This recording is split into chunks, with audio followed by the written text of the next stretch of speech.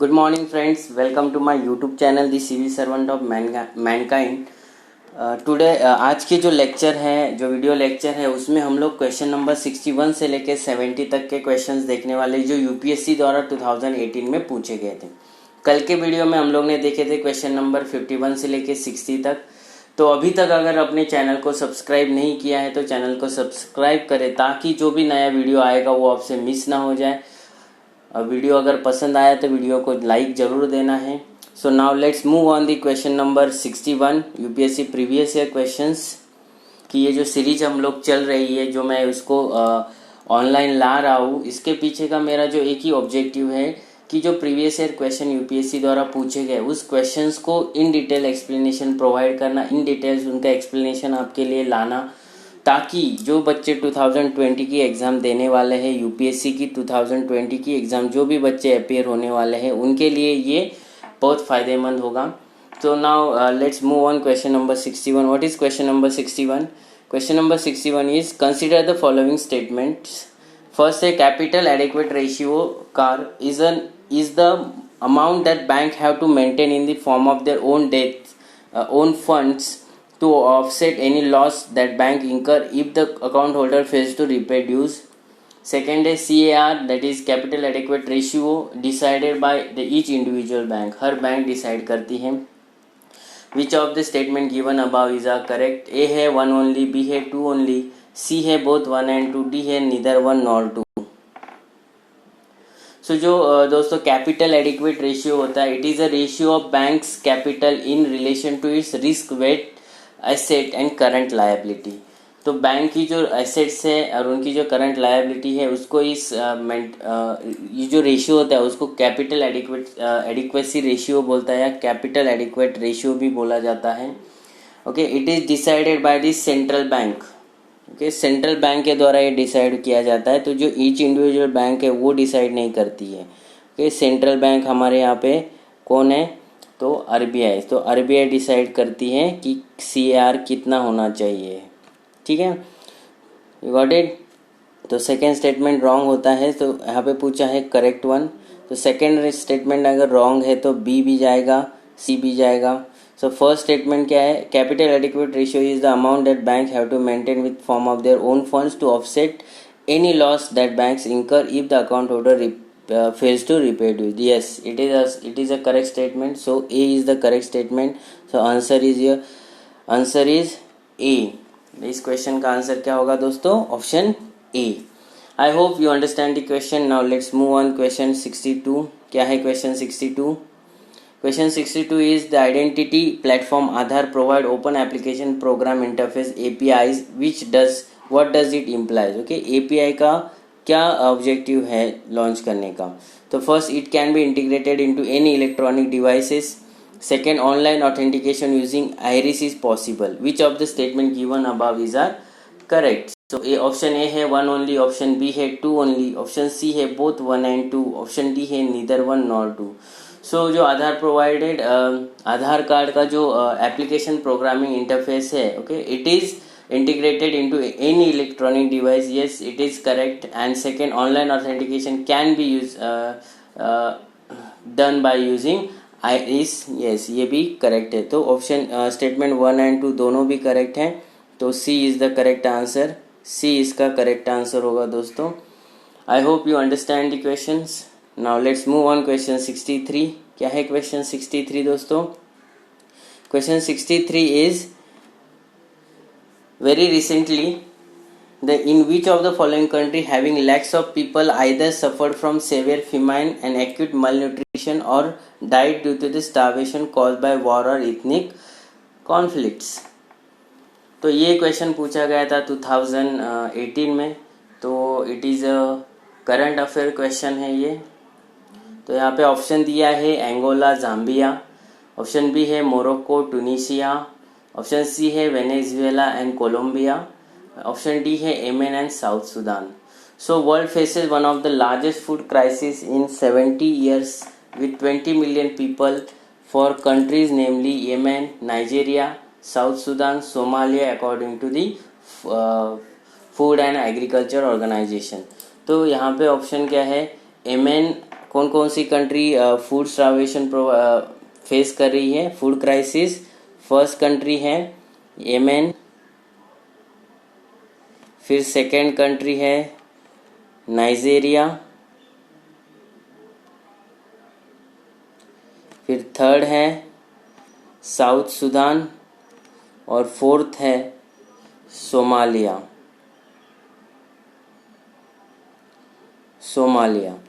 तो यहाँ पे ऑप्शन देखो, एंगोला जाम्बिया तो होगा नहीं, मोरक्को भी नहीं है, वेनेजुएला कोलंबिया भी नहीं है, तो येमेन एंड साउथ सूडान ये कंट्रीज़ का यहाँ पे ऑप्शन दिया है। तो डी यहाँ पे हमारा क्या होगा, करेक्ट आंसर होगा दोस्तों। ठीक है, now let's move on question 64। क्या है क्वेश्चन 64? क्वेश्चन 64 है regarding Woods Dispatch, which of the following statement is are true? A है grants in aid system was introduce by Woods Dispatch. B है establishment of university was recommended. Third है English as a medium of instruction at all level of education was recommended. Select the correct answer using the code given below. ए है 1 and 2 only, B है 2 and 3, सी है 1 and 3, D है all the about that is 1, 2, 3। तो बताइए इसमें से कौन सा आंसर हो सकता है वुड्स डिस्पैच के बारे में। So what is Woods dispatch? Okay, Woods dispatch को मैग्ना कार्टा भी बोला जाता है, English education in India as per this dispatch. Okay, जब वुड्स डिस्पैच लॉन्च किया गया था और लाया गया था तो उससे कुछ उन्होंने प्रोविजंस किए थे। तो फर्स्ट प्रोविजन था कि education department was to set in every province. हर प्रोविंस में क्या करेंगे वो लोग, हर प्रोविंस में एजुकेशन डिपार्टमेंट प्रोवाइड मतलब इस्टेब्लिश करेंगे। फिर उन्होंने सेकंड जो था university on the model of London university के मॉडल के ऊपर बॉम्बे में, फिर कलकत्ता एंड मद्रास में यूनिवर्सिटी इस्टेब्लिश की गई थी। At least one government school be open in every district, her district में क्या होना चाहिए, एक गवर्नमेंट स्कूल वो लोग इस्टेब्लिश करेंगे। फिर जो प्राइवेट स्कूल है उनको ग्रांट्स एंड एड्स देंगे, तो फर्स्ट ऑप्शन तो है करेक्ट है। फिर उन्होंने उस डिस्पैच में प्रोविजन किया था कि education department were establish in every province and university were open at Calcutta, Bombay, Madras in 1857 on the model of London university. Later more universities were open in Punjab in 1882 and at Allahabad in 1887। 1887 में इलाहाबाद में university open की गई थी, पंजाब में 1882 में open की गई थी। ठीक है, तो establishment universities was recommended, yes, two भी करेक्ट है सेकेंड। सो जो third English as a medium of instruction at level of education, ऐसा वुड्स डिस्पैच में नहीं बताया गया था, नो प्रोविजन ऐसे नहीं थी। सो थर्ड ऑप्शन रॉन्ग होता है। तो थर्ड ऑप्शन रॉन्ग हो जाता है तो option B C D eliminate हो जाता है और हमारे पास बचता है option A is the correct answer, that is statement 1 and 2 is the correct option, correct statement about the Woods dispatch. You got it? Now let's move on question 65. What is question 65? Question 65 is with reference to the Parliament of India, which of the following parliamentary committees scrutinize the report and report to the House whether the power to make regulation, rules, sub-rule, bylaws, etc. conferred by the Constitution or delegated by the Parliament are being properly exercised by executive within the scope of such delegation. ऐसी कौन सी parliamentary committee होती है जो scrutinise करती है, reports देती है house को, whether the power to make regulation, sub rules, by laws are conferred by constitution और delegated by the parliament are being properly exercise और not from executive within the scope of delegation. तो first है committee on government assurance, second है committee of subordinate legislation, third है C option है rule of committee that is rules committee, and fourth that is D option है business advisory committee. तो देखिए ये जो बाय रूल्स रेगुलेशंस अगर executive perform कर रही है या नहीं, इसको स्क्रूटिनाइज करने का काम होता है कमिटी ऑन सबऑर्डिनेट लेजिस्लेशन। तो बी इसका ऑप्शन है। The committee of subordinate legislation examine and report to the parliament or house whether the power to make regulation, rules, sub-rules, bylaws delegated by parliament are conferred by constitution to the executive are being properly exercised or not. तो committee of subordinate legislation करती है जिसके 15 member होते हैं। Okay, और जो first committee बिठाई गई थी वो 1953 में बिठाई गई थी। ठीक है, कमेटी ऑफ सबऑर्डिनेट लेजिस्लेशन। और इसके जो मेंबर होते हैं it is from both the houses, that is total number of members are 15, जो लोकसभा और राज्यसभा दोनों में से चुने जाते हैं। आई hope you understand the question. Now let's move on the question 66। अगर दोस्तों किसी भी क्वेश्चन में कुछ भी डाउट है, कुछ भी आपको क्लैरिफिकेशन चाहिए तो मुझे ज़रूर कमेंट सेक्शन में पूछिए, मैं उसका ज़रूर रिप्लाई दूंगा। Now let's move on question 66। Question 66 is consider the following statements. A है as per the right to education RTE act to be eligible to appointment as a teacher in a state a person would be required to possess the minimum qualification laid down by the concerned state council of teacher education. Second है as per the RTE Act, the Right to Education Act, for teaching primary classes, a candidate is required to pass a teacher eligibility test conducted in accordance with the National Council of Teacher Education guidelines. Third है in India more than 90% of teacher education institutions are directly under the state government. Which of the statement given above is are correct? A है 1 and 2, B है 2 only, C है 1 and 3, D है 3 only.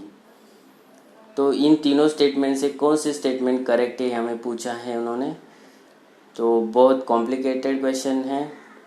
सो जो first statement दिया है दोस्तों, as per the right to education that is RTE act to be eligible for appointment as a teacher in a state a person would be required to possess minimum qualification laid down by the concerned state council of teacher education. तो ये first statement क्या है, wrong है। क्यों wrong है? Because as per the second statement क्या बोला है, as per the right to education act for teaching primary classes a candidate is required to pass a teacher eligibility test conducted in accordance with the national council of teacher education guideline. Okay, तो second statement correct है, first statement wrong है। तो second statement क्यों correct है? Under the right to education that is right to education act to free and compulsory education act 2009 में जो लाया गया था, तो NCTE जो NCT है, national council for teaching education, तो NCTE क्या करती है, एग्ज़ाम कंडक्ट करती है। उस एग्ज़ाम को हमें पास करना होता है, फिर हम लोग एलिजिबल होते हैं to appoint as a primary teacher. ठीक है, उसको टेट एग्ज़ाम भी बोला जाता है।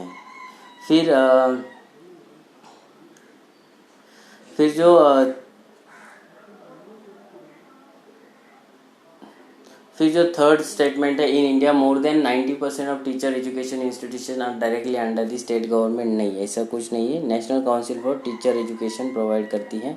सो स्टेटमेंट थर्ड रॉन्ग होता है। स्टेटमेंट थर्ड रॉन्ग है तो C and D तो एलिमिनेट हो जाएगा।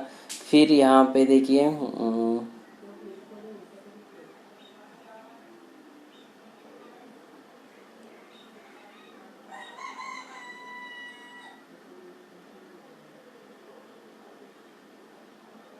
तो यहाँ पे ये जो फर्स्ट स्टेटमेंट है, उन्होंने बोला है concern state council of teacher education.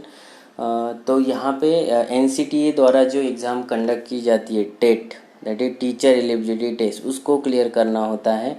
तो सेकेंड स्टेटमेंट ओनली करेक्ट है, तो फर्स्ट स्टेटमेंट रॉन्ग है। तो option B is the correct answer. Option B इसका करेक्ट आंसर है, ऑप्शन B। ठीक है, option B is the correct answer of this question. I hope you understand question. Statement 1 and 3 यहाँ पे wrong है दोस्तों। ठीक है, now let's move on question 66। क्या है क्वेश्चन 66? क्वेश्चन 66 है consider the following pairs. Consider the following pairs, tradition and state दिया है।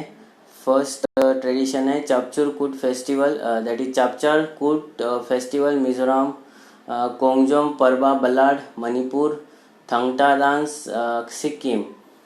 ए है 1 ओनली, B है 1 and 2, C है 3 ओनली, D है 2 and 3।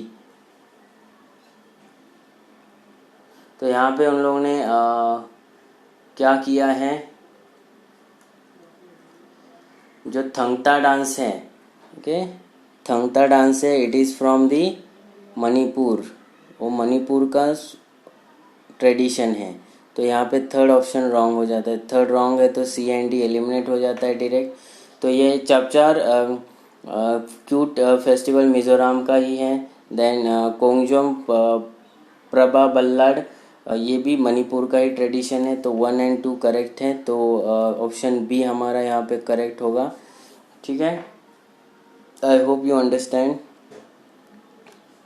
Now let's move on question 68। क्या है question 68? Consider the following statements. First है the food safety and standard act 2006 replace the prevention of food adulteration act 1954। Second है the food safety and standard authority of India, that is FSSI, under the charge of director general of health service in the union ministry of health and family welfare. Which of the statement given above is are correct? A है 1 only, B है 2 only, सी है both 1 और 2, D है neither 1 nor 2। बताइए इसका क्या answer हो सकता है। तो यहाँ पे देखिए the statement 1 is correct because the FSSI, जो FSSAI food safety and standard authority of India took 8 older act into one umbrella including prevention of food adulteration act 1954, एक अम्ब्रेला एक्ट बनाया था, ठीक है, and it is administered under the Ministry of